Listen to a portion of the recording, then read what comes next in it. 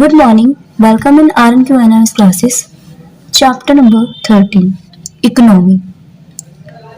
The people in medieval India pursued diverse range of economic activity to earn that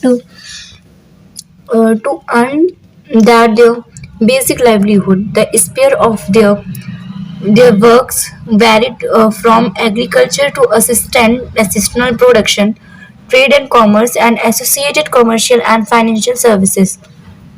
These activities underwent various changes throughout the course of this period. The state mobilized its resources through collection of different types of taxes for its survival and expansion. In this lesson, you will be learn about various ways and mean of production, mobilization of resource by the state, and the trade and commercial activities.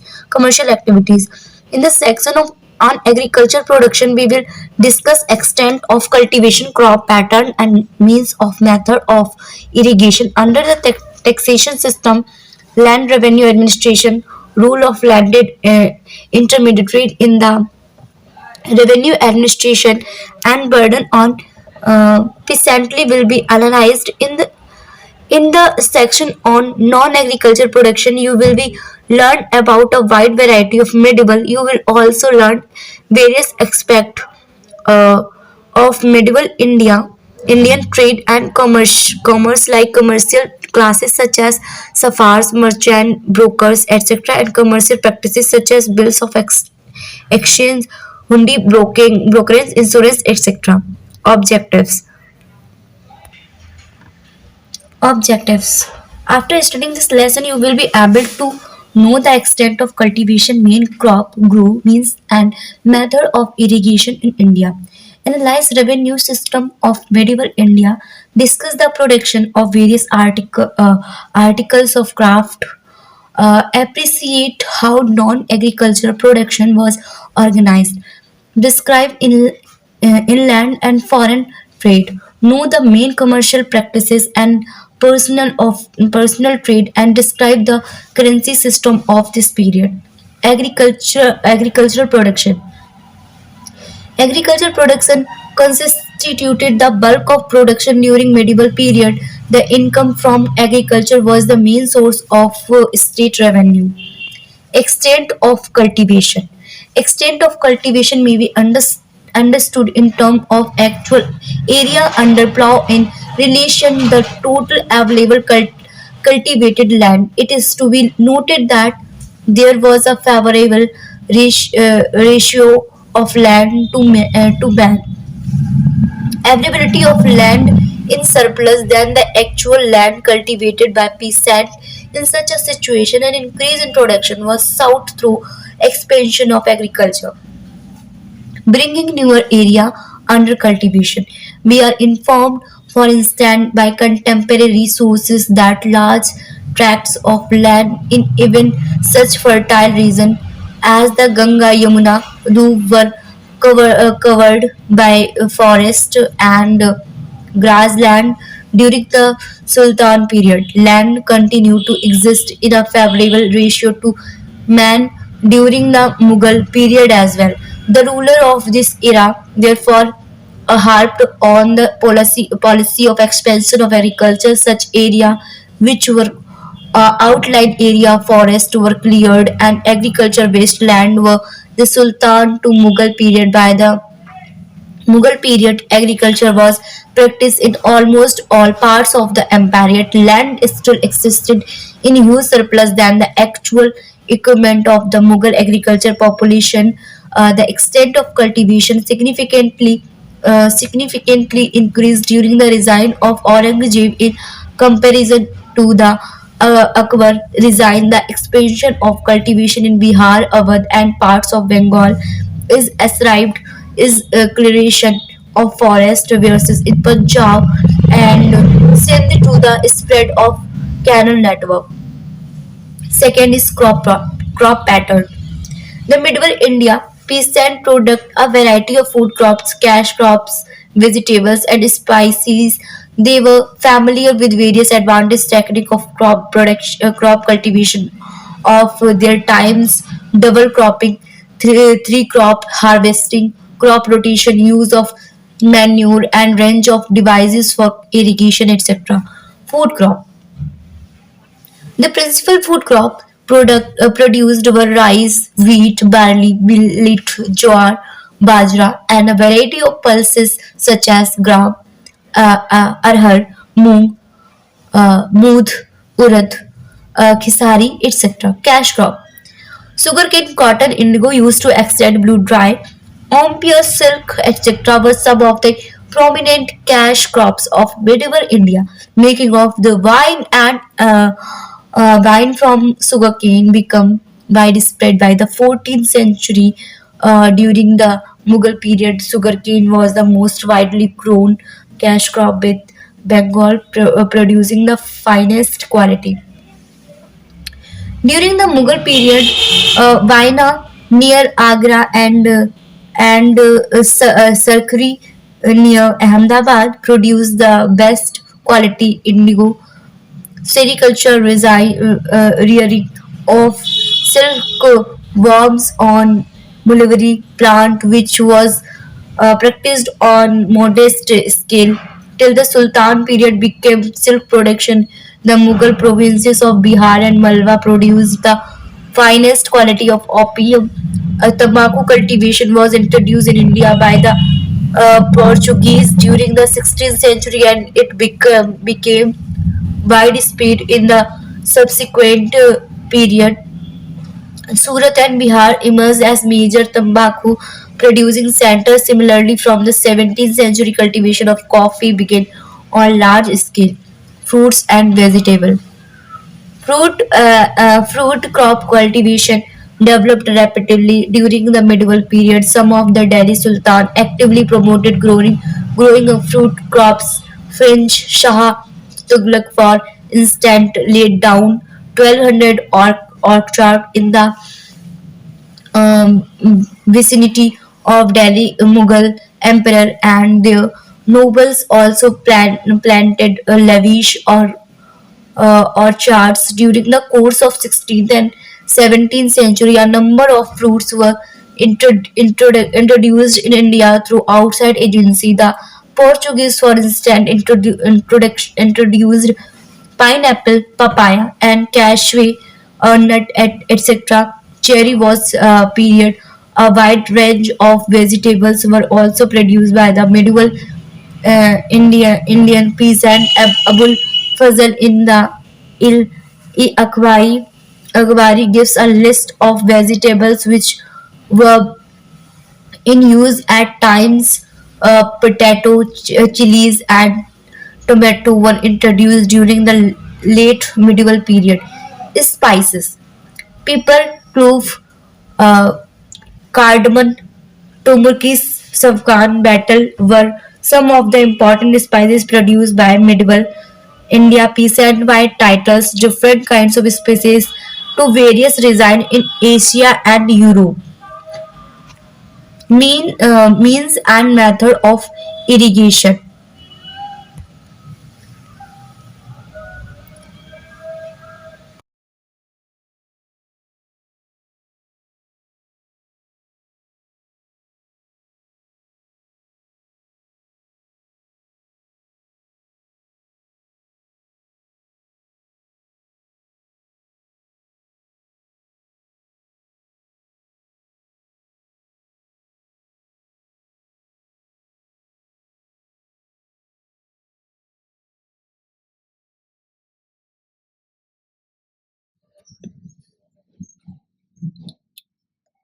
The Indian agriculture has always dependent on various sources of water, both natural and artificial, for its irrigation requirements with rain, wells, river, tanks, canals, lakes, etc.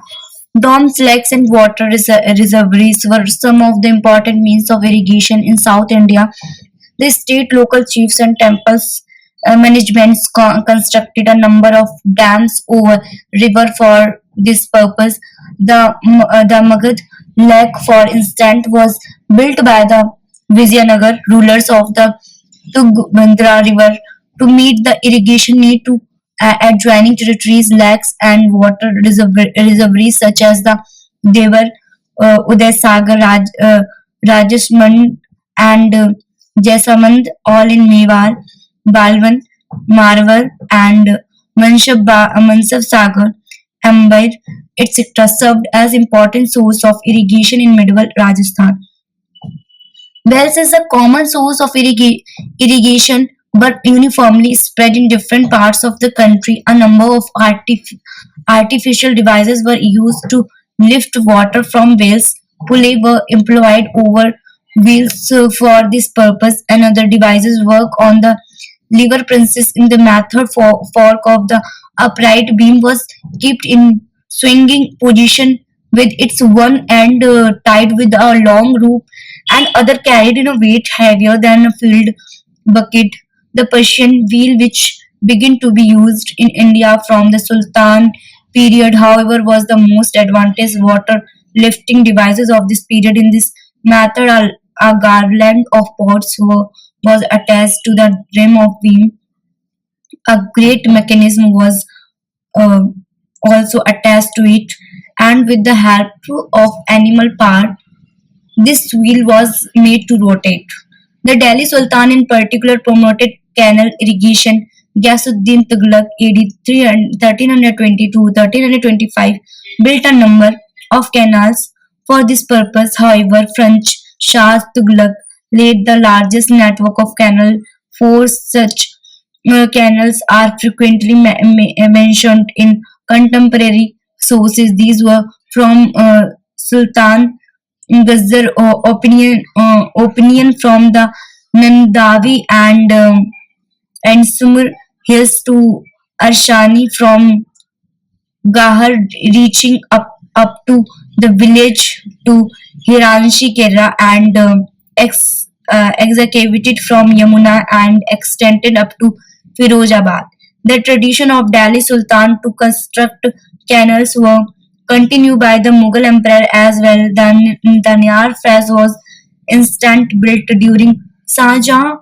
Resign carried water from Yamuna and irrigation a large area.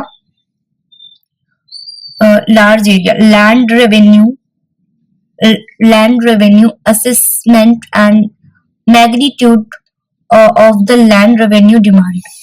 The medieval state derived the largest share of its income from land revenue.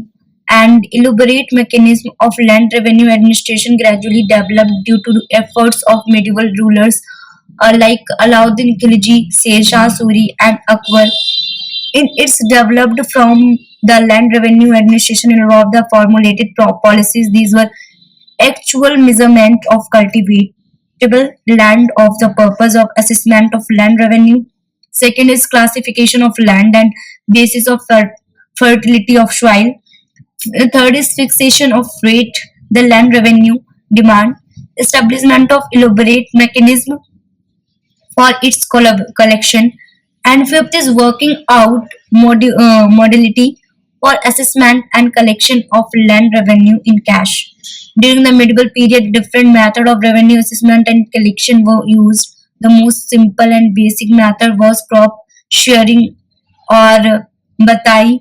The state fixed a certain ratio of produce a state share in this method out of the total production. The state share was collected designed official year. The measurement of land had no bearing on revenue collection. The actual produce was the main focus of attention. Crop sharing.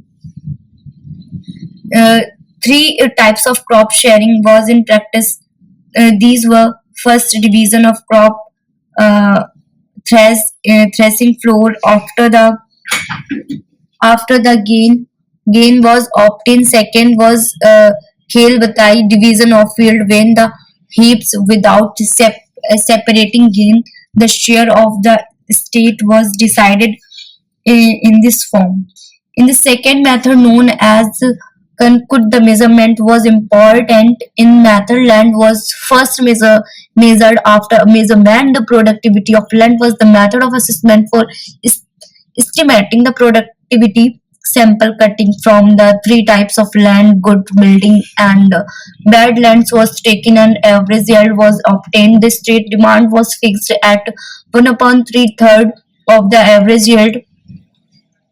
Revenue demand per bigha for every crop was declared and was known as Rai of Sher Shah during initial year of Akbar. These rates were adopted for the whole empire. Here the state demand was expressed in kind but could be collected paid in cash after applying prevalent prices on them. This third method was called jabs since the assessment was done on the basis of measurement based on yield. The share of state was decided under Akbar. The method was further refined. All the territories were divided into the revenue circles or dusters for each duster circle per bigha. Revenue rates for different crops in cash based on productivity and prices was worked out.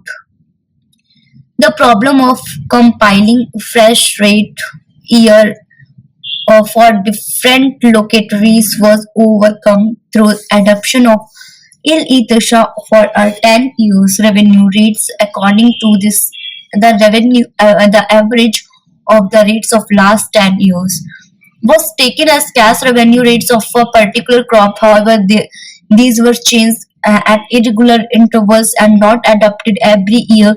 In the beginning, it was implemented in the provinces of Agra, Allahabad, Awadh, Delhi, Lahore, and Malwa. Later in it was extended to some other region. However, at no point of time, all the land in a particular region was measured. Mm, that would suggest that even in measured territories, some territories remained almost in such a situation, even as Japti reason, other method or of assessment and collection were followed in almost all parts of the country. Classification of land after the measurement of cultivating land was classified on the basis of fertility of land into three categories: good, good, middling, and bad. Land was further classified into four categories: Polai, Parati, Chanchar, and Banjar on the basis of continuity of cultivation. The Pola's land was one in which two crops were raised every year. Prati land, however, had to be left fallow uncultivated for some time after raising two crops to recover its fertility. The charger was on unfertility tract of land which was brought under the cultivation once in every 3 or 4 years, and the Banjar land which was unfit for cultivation and therefore rarely brought under plough. The land revenue constituted the bulk of the state income. The state therefore constantly tried to expand the territories under cultivation to maximize its revenue return. All efforts of the state were also focused in ensuring maximum realization of revenue from the cultivations. The Mughal land revenue administration was organized at the Pargana level. The task of the surviving of land and collection of revenue was entrusted to different officials. Amin was the head of surviving party, where the Amin was in charge of revenue collection. The Amin was assisted by the Yangnu, who was a repository of who was repository of all revenue records. The Chaudhry assisted the Amil in this work of revenue collection at the village level. The records were maintained by Patwari and collection were made by Mutham or village headman. There were other officials such as Potargan or treasurer and Karkun or clerk. The record were maintained both in Persian and languages of the region, Patta and Kutabilibat. Each cultivator was given a document by the state called Patta title deed, which gave all the details of the various categories of land held by cultivator and rate of land revenue payable by him on different crops. A agreement called Qualicut, according to which the cultivator made a promise to pay particular amount of land revenue to state was taken from the cultivator in addition to land revenue. The cultivator were also required to pay certain additional cases in order to meet the cost of assistant and collection revenue.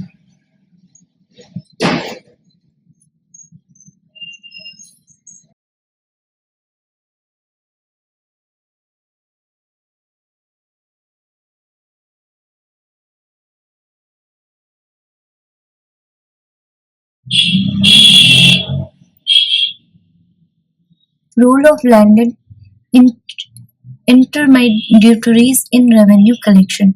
Apart from state official, various category of intermediaries existed between the peasants and the state. These intermediaries played a crucial role in land revenue realization. They claimed revenue exceptions on their lands or a share in land revenue in return for the service rendered by them. Prior to the establishment of Delhi Sultan, our sources refer to terms like Raja, Rajputra,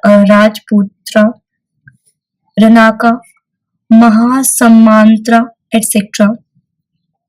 These were hereditary right holder connected with land. They collected land revenue from peasants of their respective areas, sent a part of it to state, and kept a part with themselves for their sustenance. Beside, as we have seen, the state granted tax exempt land to Brahmins and temples. Land revenue from such area were collected by these guarantee.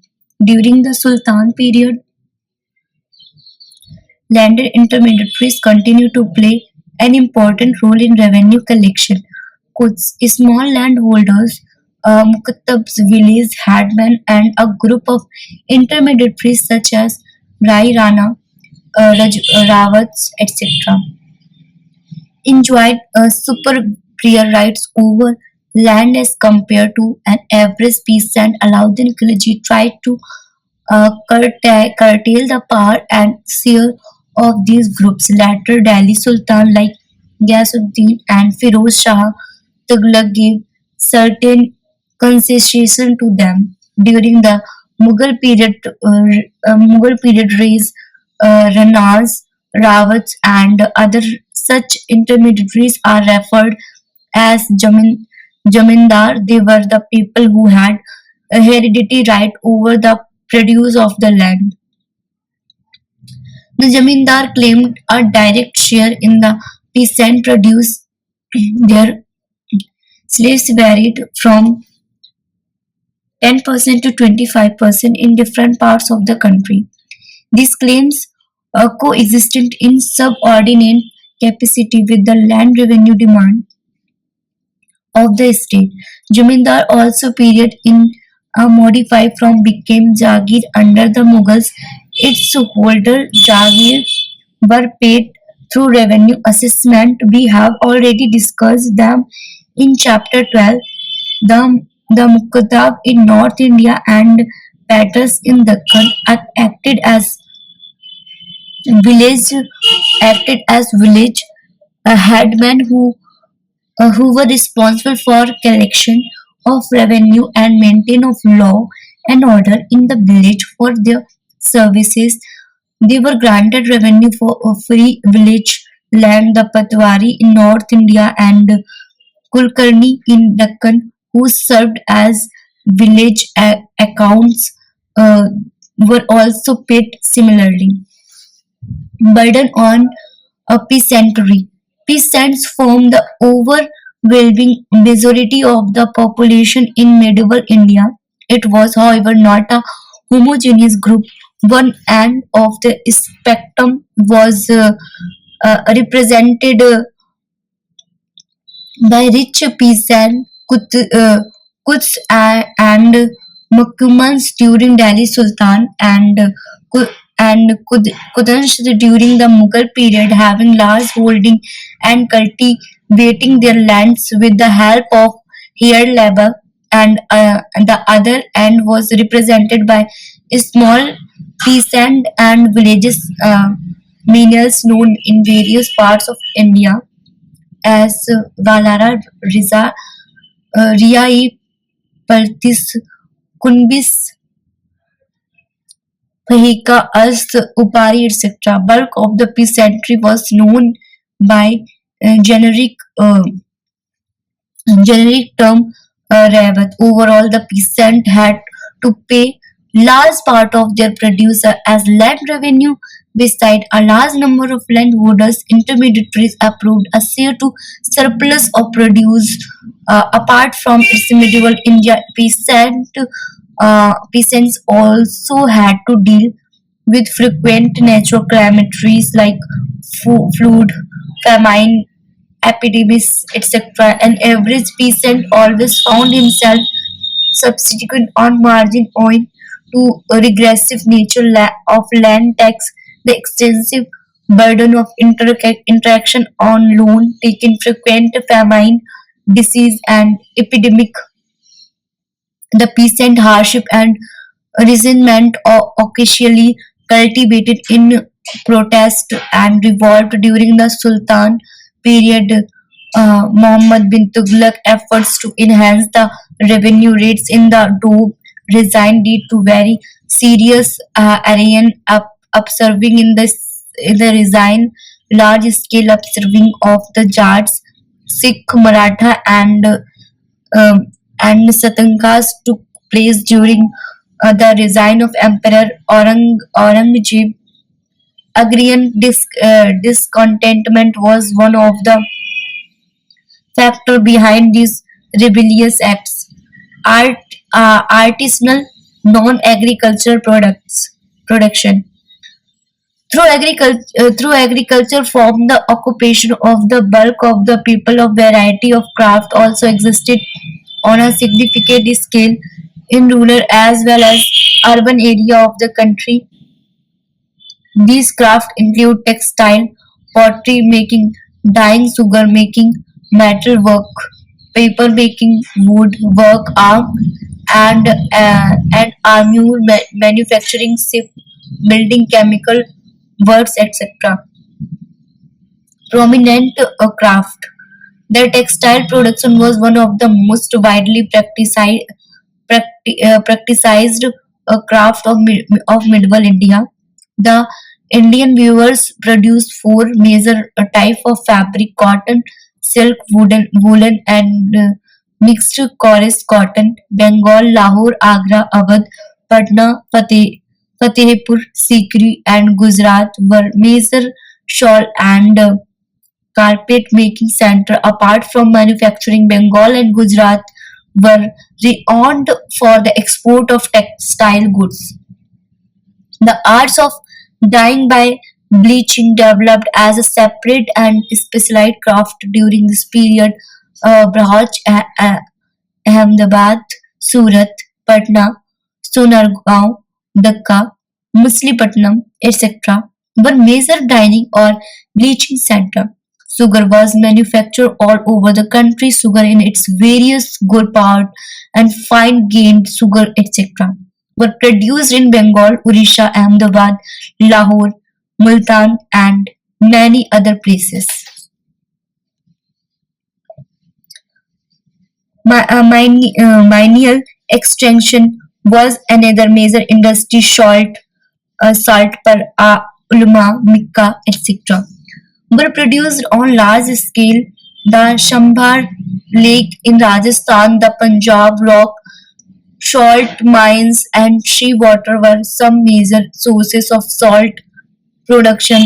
Sea salt was mainly sea salt was mainly manufactured in Bengal, Sindh, Malabar, Mysore, and the run of Kunj, salpeter, primarily used as an ingredient or for manufacturing gunpowder, was one of the most important mineral products.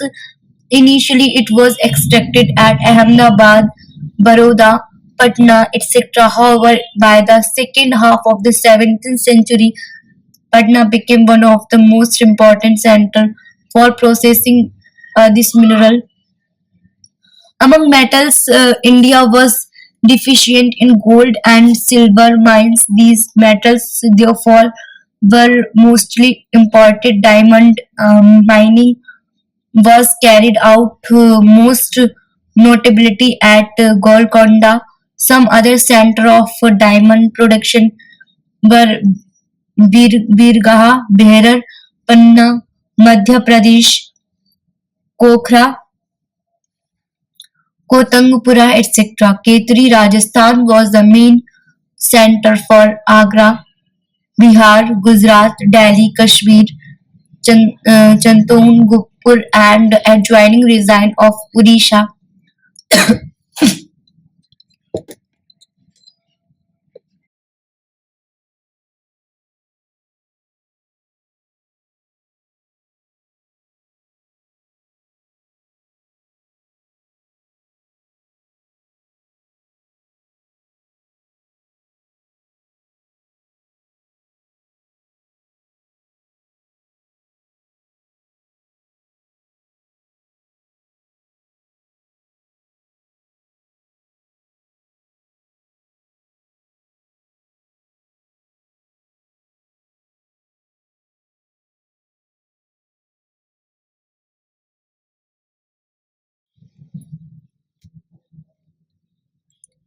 Paper making as a craft was introduced in India during the Sultan period. It was first manufactured in China. Around the first century AD, the craft grew at a fast pace. The manufacture of paper was prevalent during the Mughal period in almost every region. The medieval period witnessed advent of number of new technological devices and their application in diverse sectors. In the textile sector, introduction of the spinning wheel charkha during the 13th-14th century was the most important technological innovation. It speeded up yard production by 6 times in comparison to the spindle-based yard production. Similarly, pit loom was introduced in India during the 15th century, which speeded up the process of weaving. Draw loom was another important weaving device which was used for simultaneously patterned weave of different colors. Similarly, block printing is also attributed by some scholars to the medieval Indian period. In the sector of metallurgy and metalworks, many new technology were introduced in the process of manufacturing. Some of such technology were employed of employment of vertical bore pits, deep mines with oval shafts, use of pulley, etc. Production of high quality steel and with the allow of copper and zinc were new metalworks of this period. In the arms and ammunition manufacturing sector, use of gunpowder, cannon, firemen, etc. were some of the most important medieval innovation. The modern artillery was, on the other hand, was the Portuguese beside Fatullah Sisha, an outstanding scholar and engineer of Akbar regime, made some invaluable innovation in this sector. Paper making as well, we have noted above, entered India during this period. Along with its all developed the craft of book binding. Although glass making technology was known as the Indian during the ancient period, its use was restricted to manufacturing beads and bangles. During the medieval period, various other class products such as bramicular pinels, vessels, etc. also began to manufacture. The practice of tin casting also entered India along with the advent of the Turks. This technology involved coating of tin inside the copper and brass utensils to prevent the food from acid poisoning. Organization of production. Craft production was organized in villages as well as quasbas. There also existed imperial karkhanas in rural area. Artisan produced articles of daily use. These artisans were part of village social network called the Jajmani system. This system was more organized in Dakkan and Maharashtra. The village artisan and and servant in this region were called Bauters.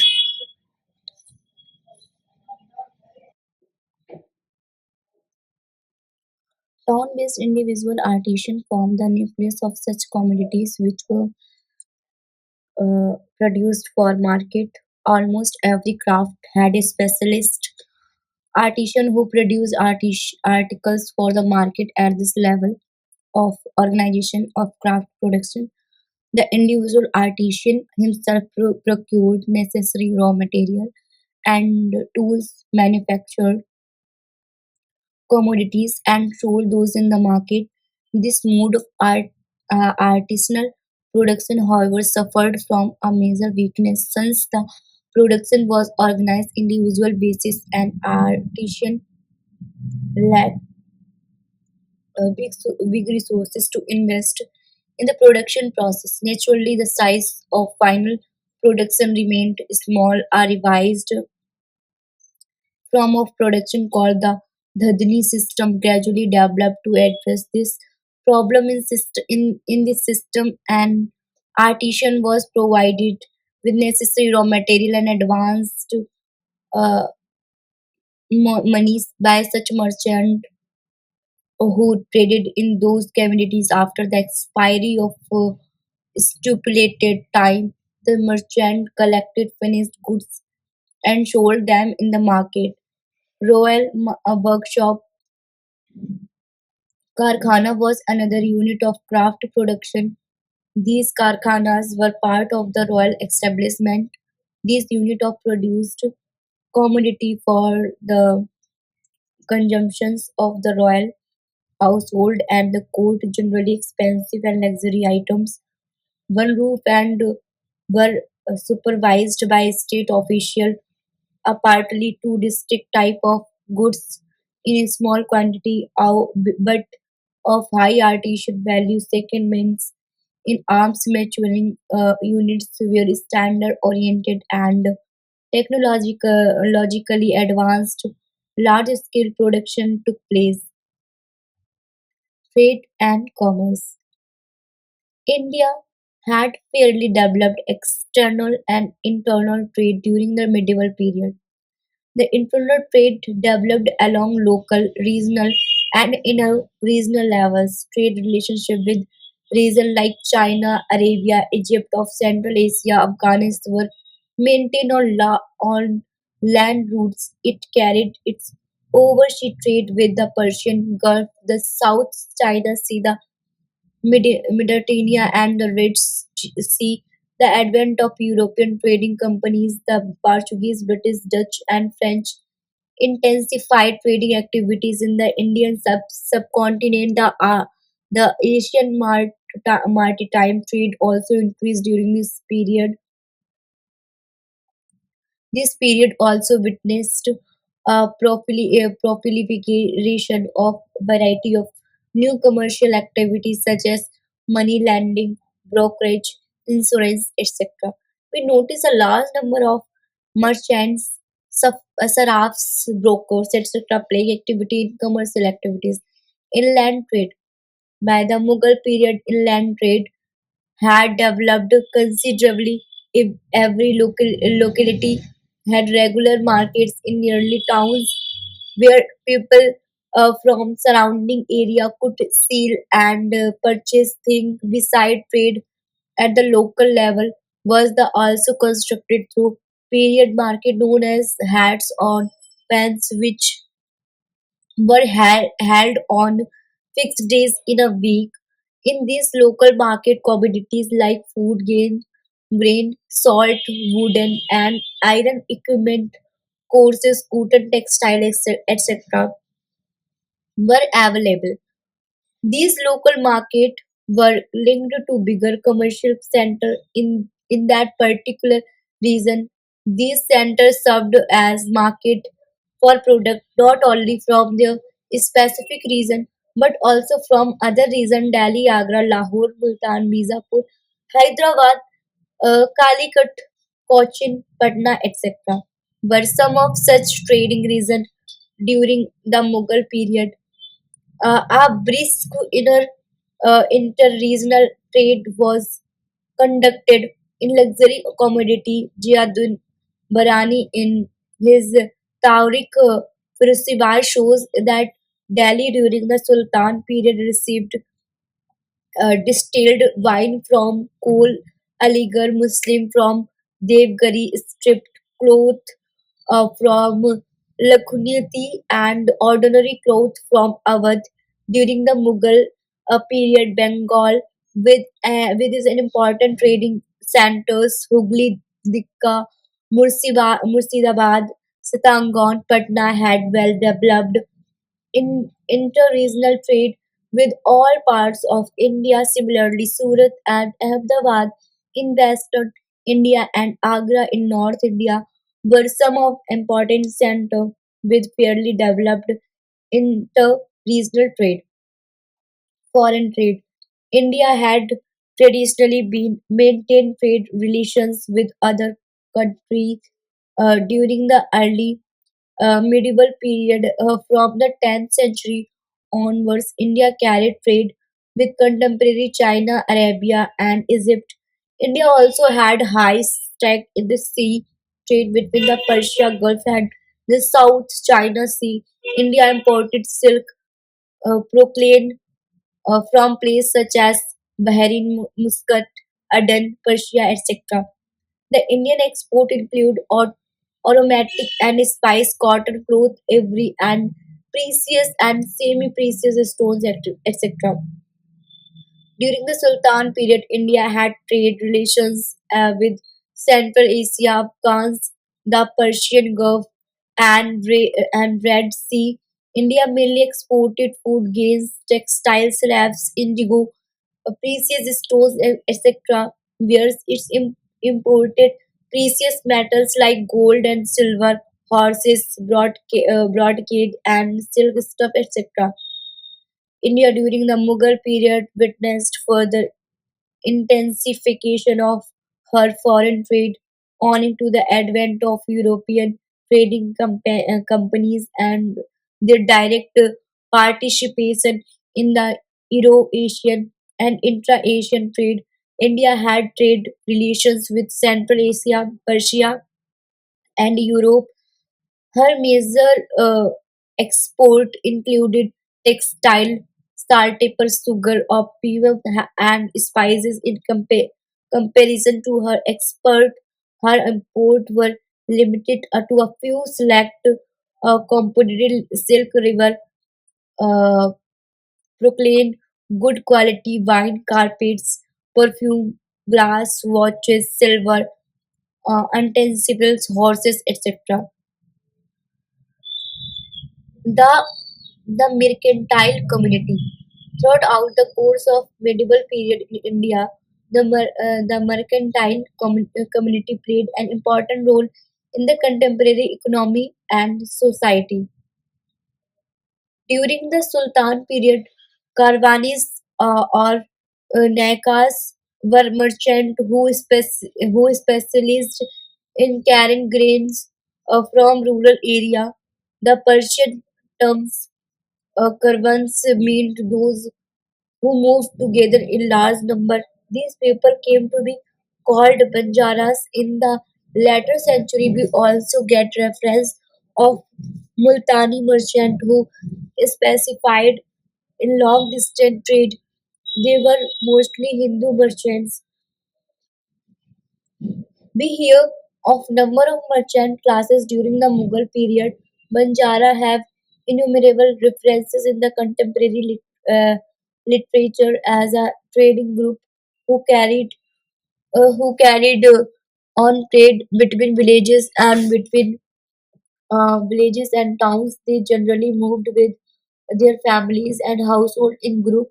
The Multani merchant continued thrive was another important mercantile community in North India and Deccan. Uh, their multi and they involved uh, were Kharij in Punjab and Kamaz in Golconda. Apart from their involvement in trade, they also acted moneylenders. The Bohras were another prominent Gujarat, Ujjain and Burhapur. Some of other prominent mercantile groups were chaired South India King along Coromandel coast up to Orissa, Cosmist, Telugu speaking merchant group, etc. Sarafs, it was yet another community engaged in monetary transactions. References to this community begin to appear from the Sultan period. However, by the Mughal period, it developed three distinct functions. Money changes in this rule, as Saraf was considered an expert in judging the metallicity, purity of coins as well as their weight. He also determined the current exchange rate of specific coins. As bankers, they received deposit and gave loans on interest. As traders, they dealt in gold, silver, and jewelry. Besides, they also issued hundis or bills of exchange. Brokerage, known as the dalal, was another important commercial class.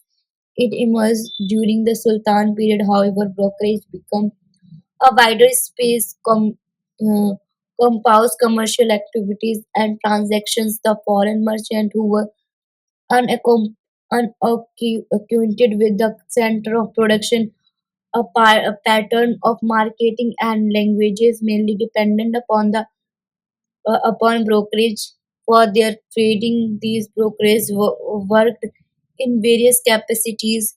Some of them were employed by merchant or companies. Some work as state appointed work brokers at commercial center to registered register sale and purchase of articles.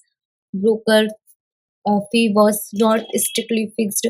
It depends on commodity and efforts uh, of the broker to strike the deal.